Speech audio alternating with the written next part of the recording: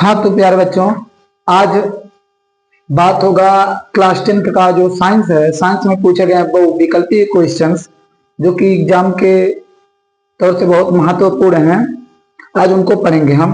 केवल केमिस्ट्री और बायोलॉजी के क्वेश्चंस को पढ़ेंगे।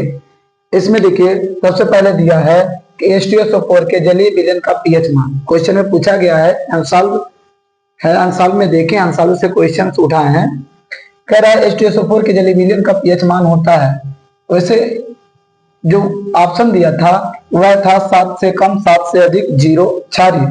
तो इसमें था 7 से कम, अर्थात ये अम्लीय होते हैं। वैसे इसका पीएच मान 2 से 3 होता है। हालांकि अगर क्वेश्चन में पूछा जाएगा ऑप्शन के हिसाब से ये अम्लीय होते हैं, इसीलिए पीएच मान 7 से कम। याद रखिएगा, अगर पीएच मान 7 से कम रहेगा तो अम्लीय होगा, और यदि पीएच मान 7 से अधिक होगा तो वह क्षारीय है।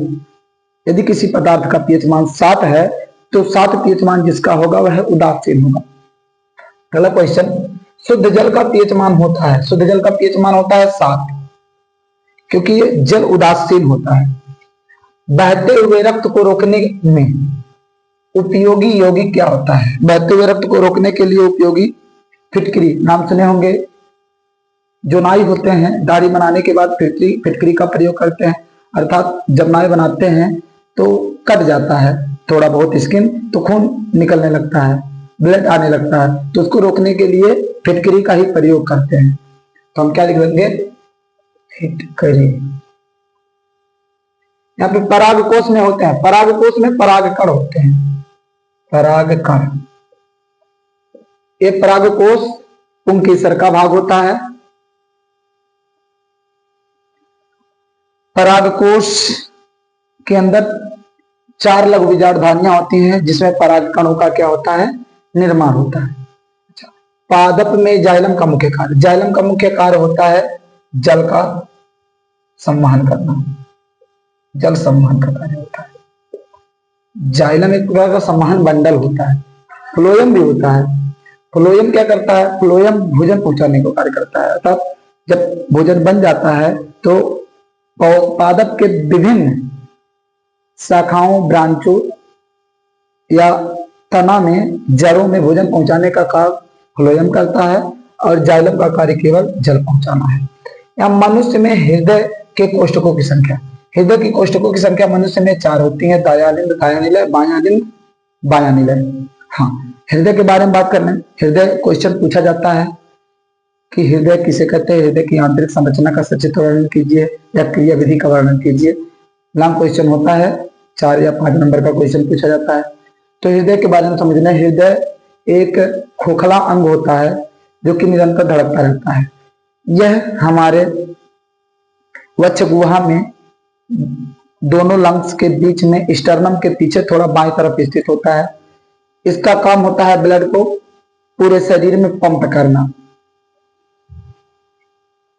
लेड नाइट्रेट का सूत्र, लेड नाइट्रेट का सूत्र होता है PbNO3 का होल ट्वाइस होता है।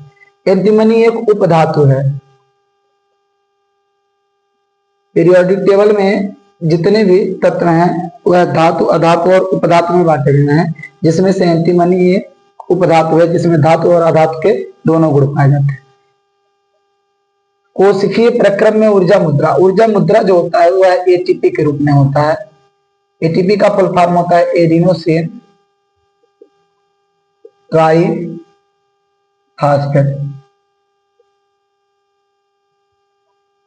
जब एक खर्च होता है एटीपी, वह एडीपी में परिवर्तित होता है। एडीपी, इसका फुल फॉर्म होता है एडिनोसिन डाइफॉस्फेट।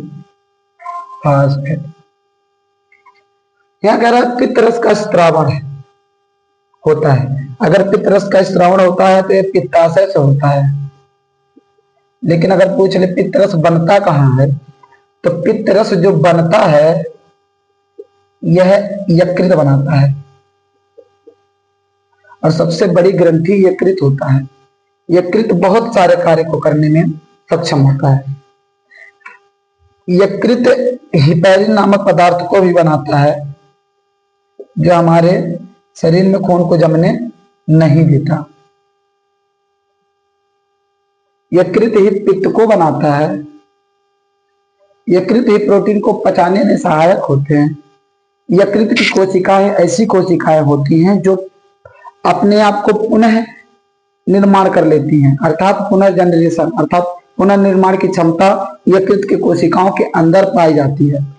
अगर बात करें हम पत्तियों पर कलिकाएं विकसित होती हैं, तो कौन सी पत्ती? ब्रायोफिल्लम होता है। ब्रायोफिल्लम की पत्तियों पर पत्तियों के द्वारा जो जन्म होता है वह ब्रायोफिल्लम में होता है, अर्थात ये आता है आपके कायिक जन्म के अंतर्गत। कायिक जन्म किसे कहते हैं? क्वेश्चन पूछा भी जाता है, कायिक जन्म किसे कहते हैं?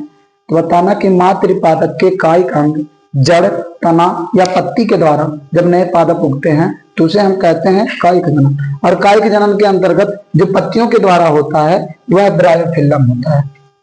एक लिंगी फूल के उदाहरण है। एक लिंगी फूल पपीता में होता है। पपीता एक लिंगी फूल है।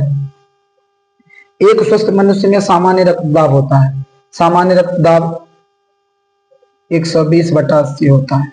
जो 120 होता है यह सिस्टोलिक होता है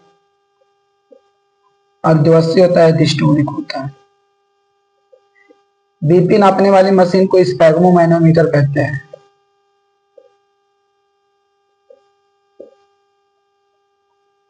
अच्छा, एक हार्ट बीट नापने वाली मशीन होती है जिसे स्टेथोस्कोप कहते हैं।